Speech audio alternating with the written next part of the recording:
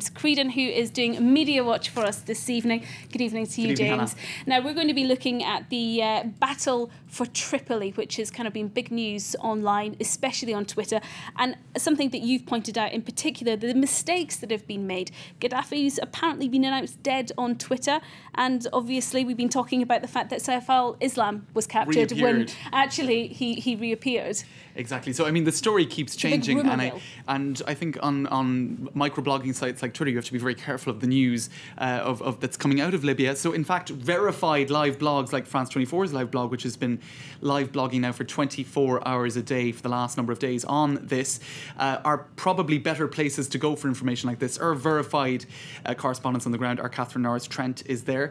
And other websites such as Storyful have been doing a very good job of collating and I suppose, sorting through a very noisy Twitter feed, for example, of information coming out of Libya, because in fact, since the internet has been back up and running over the last number of days, a lot of information, extra information has been coming out, extra pictures, extra tweets, etc. But not all of it, as you were saying, verified. And those pictures that we see in Le Parisien's website of Saif al-Islam miraculously appearing just hours after he was announced captured by the National Transitional Council and confirmed by the International Criminal Court, these pictures, I suppose, remind us that we have to be very careful of some of the news that is coming out of Libya at the moment. So websites such as Storyful are collating and sorting through a lot of that information coming out of Libya at the moment. And you can see there that, you know, there are a lot of iconic pictures as well that we're getting through the rolling news channels such as France 24 and others.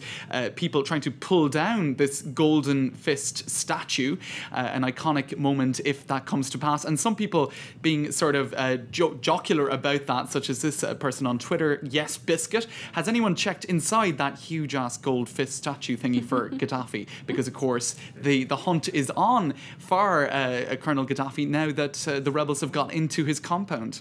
So, and there are pictures here. Another extraordinary photo that was, I think, on Sky News is this particular gentleman in Gaddafi's golden embroidered hat and chain. And Sky Italia has been playing those pictures. Of course, many websites and blogs and Twitter have still frames and pictures of that. That was earlier with Alex Crawford from Sky News. So all of the rolling news channels coming out with pictures like that. Slate was trying to collate pictures that are slightly older at this point because, of course, things are changing at such a rapid pace that the photos that seem to represent matters just a few hours ago are now out of date. These are journalists holed up in the Rixos Hotel in the what was then Gaddafi-controlled area of Tripoli, perhaps. That is no longer the case. Things are changing so very quickly. But I suppose all of this, to come back to the point I was making earlier, you have to be very careful of the information that you are seeing online. And this website here, The Next Web, reminds us of that, where to go for trusted web coverage of the Libyan uprising. And they point internet users and media scourers to, I suppose, the more reliable live blogging websites such as The Guardian, the National Public Radio, The Telegraph, and I think it's fair to say our live blog, which is doing a very good job at that as well.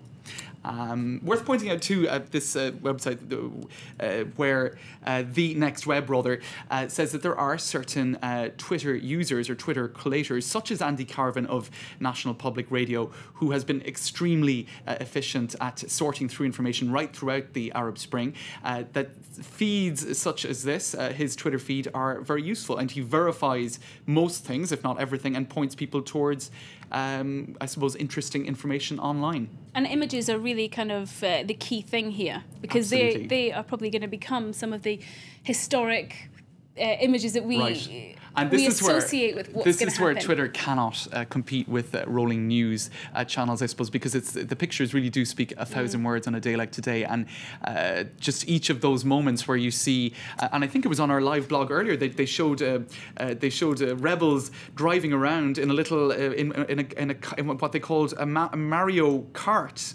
I'm not sure if we can find it now, but it was they're just incredible photos being uploaded all of the time. I think this is it here, actually. Yes. Oh yes.